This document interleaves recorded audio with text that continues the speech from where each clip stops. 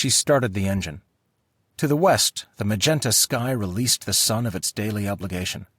Tones of black gradually diffused over the last of the radiant hues of red and purple. Rian looked around Balboa Island and realized she was all alone in this great body of water. The smile left her face. Maybe she should come back later, with Jack. As she attempted to sit down, she almost fell into the driver's seat. She was more tired than she thought. Her solo cruise would have to wait for another day. She was just about to turn off the engine when something slammed into the back of the vessel. The impact of the blow knocked into her with full force. She fell forward, her head colliding first with the metal steering wheel before she plunged to the carpeted floor. A strange noise, something like a loud roar, pierced the air. Something warm and wet ran down her nose. It felt like a tear. Before she had time to react, a rush of water poured into the base of the boat. Cold spray tickled her face as she lay in a pool of salt water. Rian started to look toward the source of the commotion when the gel-coated stern began to splinter, then snap until it collapsed into several jagged pieces as though they were made out of cheap plywood. Another force of pressure plowed into the boat. Halfway to a standing position, Rian fumbled forward into the steering wheel again, this time bruising her chest.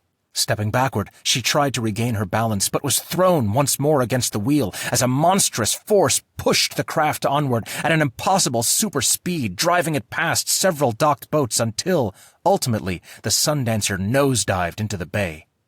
The splash of the turbulent waves gradually ceased. Balboa Island appeared strangely deserted, a sinister ghost town. Twilight gently embraced the island so that the harbor appeared like nothing more than a shelter of whispering surf. Rian was lying on her back, her clothes soaked through. She was certain death was near as thousands of little sparkling lights blackened her vision. Moaning softly, she attempted to move her left arm, but it remained limply at her side. Her head pounded with excruciating pain, and she became uncannily aware of a sharp ache materializing in the cavity of her chest. Her head was turned at a right angle. She managed to blink her eyes into focus once more. The stern of the cruiser had been completely torn free. What happened? Am I really alive? As she reached up to touch her forehead, dark blood trickled down her face.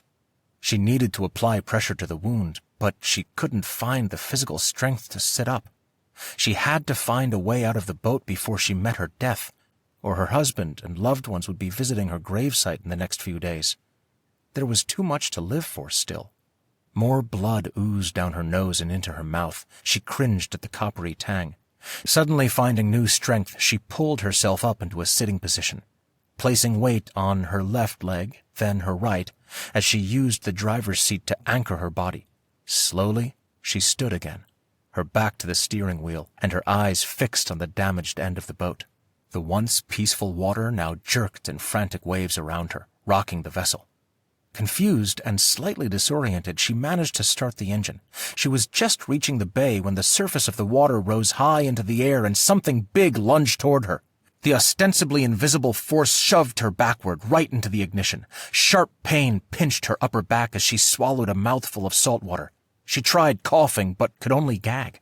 Scrambling across the floor, she managed to open the compartment where she kept their K-bar, an EK Model 4. Grasping it with both hands, she pushed herself up, her shoulder bracing the wall.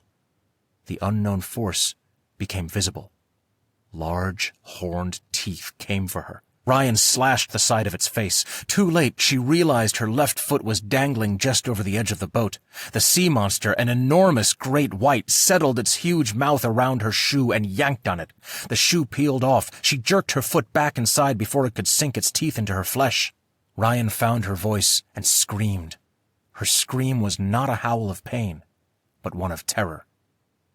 Deep inside the water, its gigantic body sank farther away from the light of day and from the warmer temperature of the island, 4,000 feet downward inside the massive ocean. The bottom of the sea was dark and fiercely cold. The crystal water massaged the shark's body as it restlessly swam. For a short while, the shark stayed at the bottom of the ocean. But only for a short while.